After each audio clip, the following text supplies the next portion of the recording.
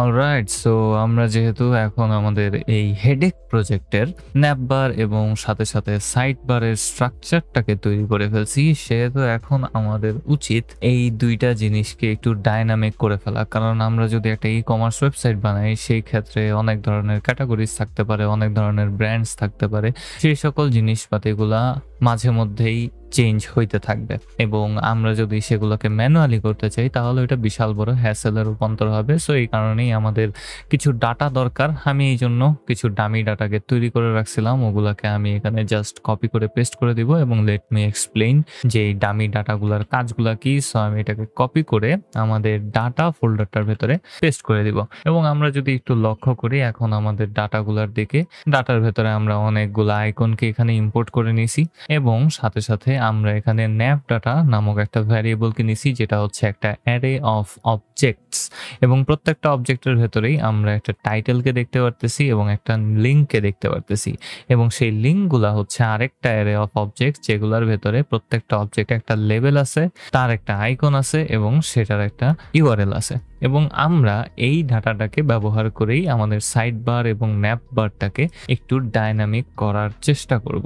So প্রথমত আমি আমাদের এই সাইড বার ডট জেএসএক্স এ চলে আসবো এবং এখানে আমাদের ন্যাপ ডাটাটাকে ইম্পোর্ট করে নিব। সো ন্যাপ ডাটাকে আমি এখানে ইম্পোর্ট করে নিলাম, অ্যান্ড এখন আমাদের খুঁজে বের করতে হবে যে আমরা কোথায় ডাটাগুলো রাখতে চাই। অবশ্যই আমরা এখানে আমাদের ডাটাগুলোকে রেন্ডার করব। কন্ট্রোল এস চাপ দিলে একটু সাজানো গোছানো থাকবে, এবং এখন আমরা একটু ভালোভাবে দেখতে পারতেছি।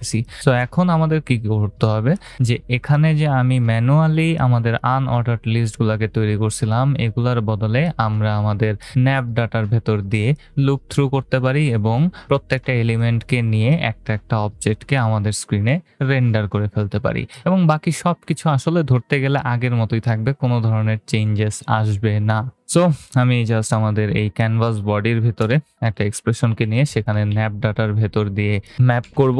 সো ডট ম্যাপ মেথডটাকে ব্যবহার করলাম। আমরা ম্যাপ মেথডের ভেতরে একটা কলব্যাক ফাংশনকে দিয়ে দিব, এবং এই কলব্যাক ফাংশনটার দুইটা প্যারামিটার থাকবে। একটা প্যারামিটার হবে আমাদের প্রত্যেকটা সেকশন এবং আরেকটা হবে তার ইন্ডেক্স, এবং এখন আমরা এই সেকশন এবং ইন্ডেক্সগুলোকে ব্যবহার করে প্রত্যেকটা জিনিসকে ম্যাপ আউট করতে পারি। সো আমাদের এই ফাংশনটা রিটার্ন করবে একটা ডিভকে, যেই ডিভের নিচে আমরা হালকা করে একটু মার্জিন দিতে চাই। সো মার্জিন বটম 4 দিয়ে দিলাম, এবং আমরা আমাদের ডিভের ভেতরে জাস্ট এখন একটা টাইটেলকে দিতে পারি এবং একটা আনঅর্ডার্ড লিস্টকে দিয়ে দিতে পারি। একেবারে সবকিছু আগের মতোই সেম টু সেম থাকবে, এবং আমি আমাদের এই ডিভের জন্য একটা কি অ্যাট্রিবিউটকে দিতে ভুলে গেছি। সো এটাকে আমি ইন্ডেক্সে আপাতত সেট করে দিব, এবং এই ডিভ ট্যাগের ভেতরে সবার প্রথমে আমি একটা H5 ট্যাগকে নিয়ে নিতে চাই, এবং আমি এই আইকনটাতে ক্লিক করে রাখবো যেন সাইড বারটা ওপেন থাকে, এবং এই H5 অথবা H6 ট্যাগকে নিয়ে নিই আমি, তাহলে আর একটু সুন্দর দেখায় আমার মনে হয়। তো H6 ট্যাগকে নিয়ে নিব, এবং এটার ভেতরে থাকবে আমাদের প্রত্যেকটা সেকশনের টাইটেল। তো আমরা যদি একটু আসি, আমাদের টাইটেলের অ্যাট্রিবিউটটা কি? টাইটেল। সো আমরা সেকশন ডট টাইটেল ব্যবহার করে আমাদের টাইটেলগুলোকে এখানে বসায় দিতে পারি। এই কারণে H6 এর ভেতরে একটা এক্সপ্রেশন নেব, আমাদের সেকশনগুলোকে পাবো আমি, এবং সেখানে আমরা টাইটেলটাকে দিয়ে দিতে পারি, এবং টাইটেল দিয়ে দেওয়ার পর আমরা একটা আনঅর্ডার্ড লিস্টকে নিয়ে নিব, এবং আনঅর্ডার্ড লিস্টের ক্লাস নেম কি হবে? ক্লাস নেমটা হবে এক্স্যাক্টলি এই ক্লাস নেমটা, লিস্ট ড্যাশ গ্রুপ, তো GROUP। অ্যান্ড আমরা আমাদের প্রত্যেকটা সেকশনের ভেতরেই কিছু সাব লিঙ্ক পাবো, এবং সেগুলোর জন্য আমরা লেবেল পাবো। সো এই লেবেলগুলাও থাকবে কিসের ভেতরে? ট্যারের ভেতরে। সো এগুলাকে পাইতে গেলে আমাদের অবশ্যই আবার লুপ থ্রু করতে হবে। তার মানে এখন আমরা আমাদের সেকশন ডট লিঙ্কস এর ভেতর দিয়ে ম্যাপ মেথডটাকে ব্যবহার করে প্রত্যেকটা সাব লিঙ্কে নিব, এবং সেই লিঙ্কের লেবেল আইকন ব্যবহার করে সেটাকে আমাদের স্ক্রিনে রেন্ডার করে দিব। সো আমাদের এই আনঅর্ডার্ড লিস্টের ভেতরে একটা এক্সপ্রেশন নিতে হবে, section dot links dot map মেথডটাকে ব্যবহার করব, তাহলে আমরা পাবো প্রত্যেকটা লিঙ্কে এবং সেগুলার ইন্ডেক্সটাকে, অ্যান্ড এটা হবে একটা কলব্যাক ফাংশন। কলব্যাক ফাংশনের ভেতরে আমরা রিটার্ন করব, এবং রিটার্ন কি করতে হবে আমাদেরকে? রিটার্ন করতে হবে আমাদের এক একটা লিস্ট আইটেম ট্যাগকে। তো লিস্ট আইটেম ট্যাগের বদলে এখানে লিঙ্ক দেখাইতে থাকে না, I have no idea. So LI ট্যাগটাকে আমি এখানে দিয়ে দিতে পারি, অ্যান্ড ট্যাগের ক্লোজটাকে দিয়ে দিব। এটার জন্য কিছু ক্লাস নেমকে দিতে হবে, এটা হবে লিস্ট গ্রুপ ড্যাশ আইটেম। আমি রেফারেন্স প্রজেক্টে একটু চেক করে নিব স্টাইলিংটা কেমন ছিল। আমরা এখানে আমাদের টাইটেলের ঠিক নিচে আমাদের লিঙ্কগুলোকে দেখতে পারতেছি। সো এই জন্য আমরা প্রত্যেকটা লিস্ট আইটেমের ভেতরে আমাদের আইকনগুলোকে রেন্ডার করতে হবে এবং সেটার যে লিঙ্ক ছিল সেটাকে রেন্ডার করতে হবে। এবং আইকনগুলোর দিকে যদি একটু তাকাই তাহলে আমি দেখব যে এখানে আমি রিয়াক্ট আইকনস থেকে FA Apple, FA Amazon, FA laptop বিভিন্ন ধরনের আইকনকে নিয়ে আসছি এবং এগুলো যেহেতু নর্মাল কম্পোনেন্ট ফাংশন সেহেতু আমরা এগুলোকে ফাংশনের মতোই এখানে দিয়ে দিছি এবং এটা একটা ক্লেভার ওয়ে যার মাধ্যমে আমরা প্রত্যেকটা আইকনকে রেন্ডার করতে পারি। সো আইকন রেন্ডারিং এর জন্য আমরা কি করতে পারি, আমি এখানে একটা ট্যাগ কে দিয়ে দিব এবং এখানে আমি প্রত্যেকটা লিঙ্ক ডট আইকন অ্যাট্রিবিউটটাকে দিয়ে দিতে পারি একটা সেলফ ক্লোজিং ট্যাগের মাধ্যমে এবং একটু ওয়েট করলে দেখবো আমাদের সবকিছু এরর চলে গেছে এবং আমরা যদি সাইড বারটাকে ওপেন করি তাহলে দেখবো যে আমাদের আইকনগুলা এখানে খুব সুন্দরভাবে শো করতেছে। সো nav.data.js এ আমরা আমাদের আইকন অ্যাট্রিবিউটের জন্য সবগুলা ফাংশনকে দিয়ে দিছি এবং আমরা জানি যে রিয়াক্ট আইকনস গুলাকে যদি স্ক্রিনে রেন্ডার করতে হয় তাহলে সেগুলোকে কম্পোনেন্ট আকারে রেন্ডার করতে হয়। কিন্তু এই ক্ষেত্রে যখন আমরা আমাদের এই আইকনগুলোকে এখানে নিয়ে আসতেছি তখন এগুলোকে সিম্পলি আমরা যেভাবে একটা আইকনকে কম্পোনেন্ট আকারে লিখতাম সেভাবেই লিখে দিতে পারি এবং এটা ঠিক ওইভাবেই কাজ করবে।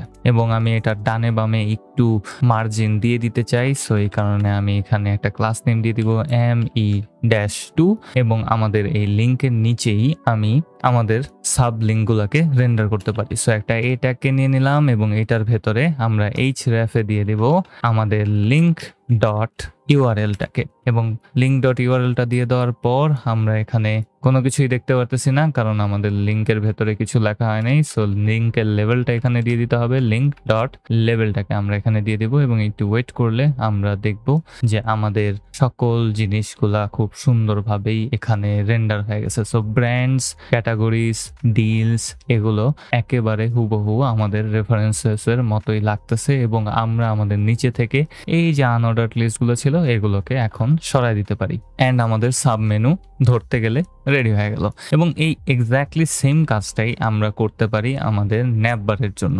জাস্ট আমাদেরকে খুঁজে বের করতে হবে রিপিটেড জিনিসগুলা কি আছে এবং সেই রিপিটেড জায়গাতে আমরা আমাদের ন্যাপ ডাটার ভেতর দিয়ে লুপ থ্রু করতে পারি এবং জাস্ট ওই জিনিসটাকে কপি করে পেস্ট করে দিতে পারি এবং এটা ঠিকঠাকভাবেই কাজ করবে। তো এই জন্য আমি যদি এখন আমাদের navbar.jsx কম্পোনেন্টে চলে আসি, এখন আমরা যদি একটু খুঁজে বের করি আমাদের ডাটাগুলো কোথায়, ডাটাগুলো হচ্ছে এই ডিভ ট্যাগের ভেতরে সবগুলা আনঅর্ডার লিস্টের ভেতরে আছে রিপিটেড ওয়েতে।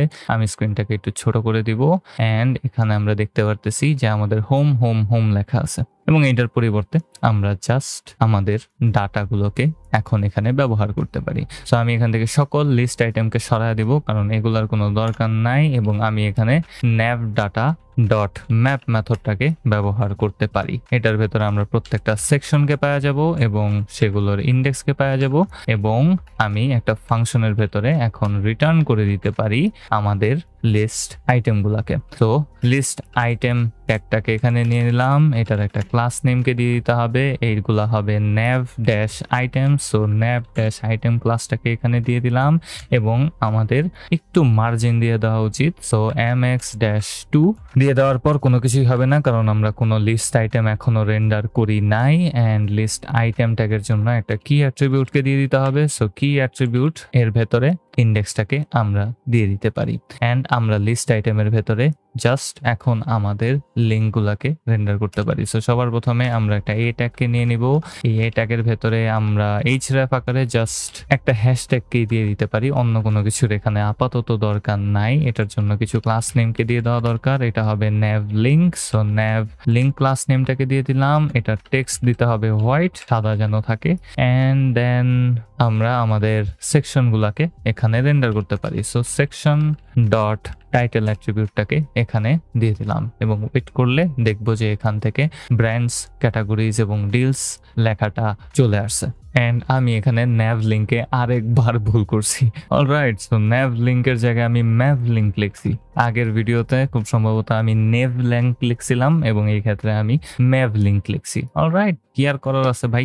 এন্ড আমরা যদি এখন লক্ষ্য করি তাহলে আমরা আমাদের রেফারেন্স প্রজেক্টের মতো ন্যাভিগেশন বারটাকে তৈরি করে ফেলছি এবং সাথে সাথে রেফারেন্স প্রজেক্টের মতোই একটা সাইড বারকেও তৈরি করে ফেলছি। দেখতে একেবারে হুবহু মনে হইতেছে। এন্ড এখন শুরু হবে আসল ঝামেলার জিনিস।